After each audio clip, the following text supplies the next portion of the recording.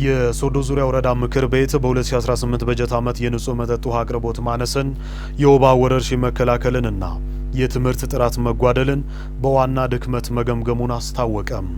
የምክር ቤቱ ቋሚ ኮሚቴ አባላት የተጠቀሱት ችግሮች በቀጣይ ትኩረት ተሰጥቶባቸው መሻሻል እንዳለባቸው አሳስበዋል። ወረዳው በጥልቅ ግምገማ የለያቸውን የመልካም አስተዳደር ጥረቶች በመቅረፍ በ2019 በጀት ዓመት ከእቅድ በላይ እንደሚሰራ የሶዶ ዙሪያ ወረዳ ዋና አስተዳዳሪ አቶ እስጢፋኖስ ዋቴ ገልጸዋል። ነሂሚያ ገነቱ ተጨማሪ ይዛለች።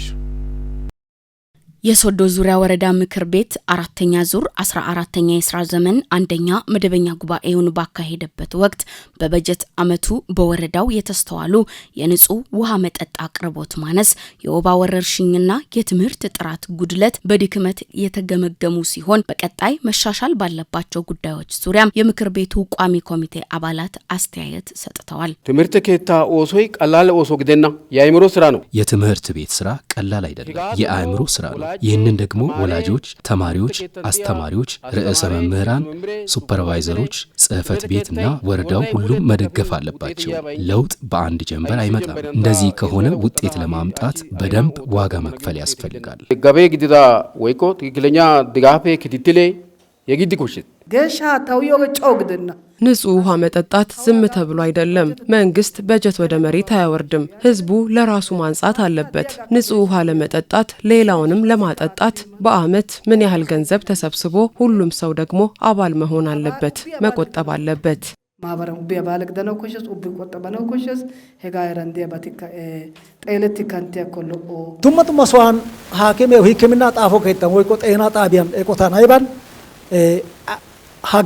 የተለያዩ የሕክምና ተቋማት ከአገልግሎት አሰጣጥ ጋር ይነሳል። ይህንን ከሚመለከተው አካል ጋር በመናበብ ከአገልግሎት አሰጣጥ በትኩረት በመስራት ከአስተዳደር ቢሮ በመቀናጀት ህብረተሰቡ በቂ አገልግሎት ማግኘት አለበት። ቢዶሳም ኡፋይት ያጋዛ አክዲ ይያኮ ምክር ቤቱ የቀበሌ ምክር ቤቶችን በመከታተልና በመደገፍ በጋራ ለመስራት መስማማታቸውን የሶዶ ዙሪያ ወረዳ ምክር ቤት ዋና አፈ ጉባኤ ወይዘሮ መስከረም ብርሃኑ ገልጸዋል። ዋናነት ታችኛውን ምክር ቤትን የማጠናከርንም ስራ ያው አጠቃላይ ምክር ቤት ሲጠናከር ያው ብዙ የህዝብ ጥያቄዎች፣ የልማት ጥያቄዎች፣ የመልካም አስተዳደር ጥያቄዎች ሊፈቱ ይችላሉ በመላው በተለይ የቀበሌ ምክር ቤቶች መጠናከር አለባቸው የሚለውን ነገር በደንብ አንስተው ተወያይተዋል። በዛ ላይ ያው ሰፋ ያለ ሀሳብ ከተነሳ በኋላ መድረኩ የተጠቃለለበት ሁኔታ ነው ያለው።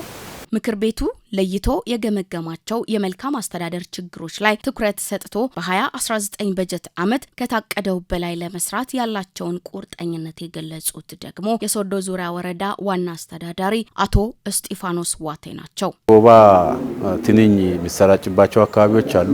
ኮዶጋውሊያ ላይ፣ ቶሜ ገሬራ ላይ፣ ዋጭጋ ቡሻ ላይ በጥንቃቄ ሊሰራ ይገባል። የወባ በሽታ ያው መከላከል ከቻልን ህዝቡ ከነቃና ከተከላከለ መከላከል የሚችለው በሽታ ነው።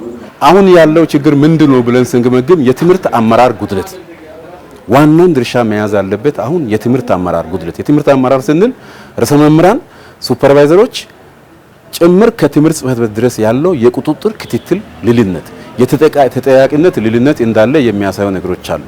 ውሃና ኢነርጂ መስሪያ ቤት የሚበላሹ ቦኖችን ቶሎ መጠገን፣ በትንሽ ገንዘብ መስራት የሚገቡ ቦኖች ተበላሽተው ነው ያሉት። እነሱም ባለሙያዎች ሄዶ ቶሎ የመጠገን ስራ መስራት አለባቸው። እሱ ብቻ ሳይሆን የውሃ ፌዴሬሽን የውሃ ማህበር ተቋቁሞ ቁጠባ እያደረገ ነው። ይሄ ገንዘብ ውሃ ሲበላሽ ለመጠገን ነው ዋናው ዓላማ። ነገር ግን ፌዴሬሽንን ማህበርን ከመምራት አንጻር ጉድለት አለና ቀጣይ ይሄን አስተካክለን የሚበላሹ ውሃዎችን ቶሎ የመጠገን ስራዎች ሰርተን ውሃ ሽፋንን ለህዝቡ የመጨመር ስራ መስራት አለብን የሚለው በደንብ ያነሳንበት መድረክ መሆኑ እሱን እያጠናከርን እንሄዳለን። ግን ጉድለት እንዳለ ገምግመናል። ምክር ቤቱ ለ2019 በጀት ዓመት ከ376 ሚሊዮን ብር በላይ በጀት በማጽደቅ ተጠናቋል።